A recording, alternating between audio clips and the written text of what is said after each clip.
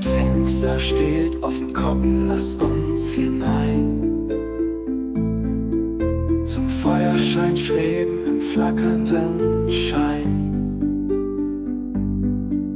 Ganz leicht wie der Wind im warmen Kamin tanzen wir dort, nur wir zwei allein.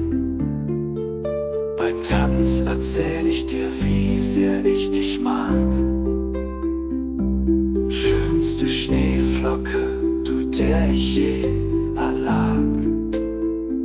Vielleicht spielen Kinder mit glitzernden Gaben. Wir wirbeln umher, können uns daran laben.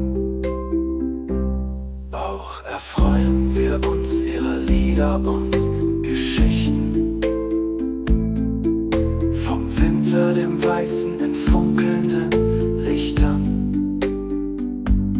Die Menschen trinken, Wein wärmt ihr Herz.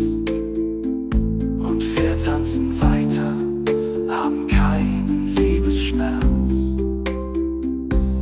Lass uns schweben, lass uns tanzen, uns vereinen im Feuerschein, bis wir zwei eins sind im Ganzen.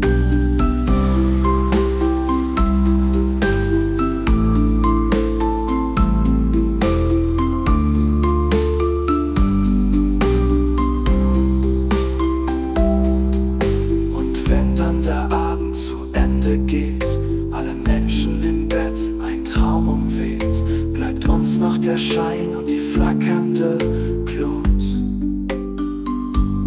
die uns wärmt und trägt, uns beide tut's gut. Und wenn sie das Fenster zur Nacht kurz aufmachen, schweben wir fort in die weiße Pracht, ganz sacht. Sieh nur, mein Schatz, wie zwei Schneeflocken fliegen, schwebend am Kamin, so zart und verschwiegen. Mach das andere Fenster auf, lass sie entfliehen. Der Zugwind erhellt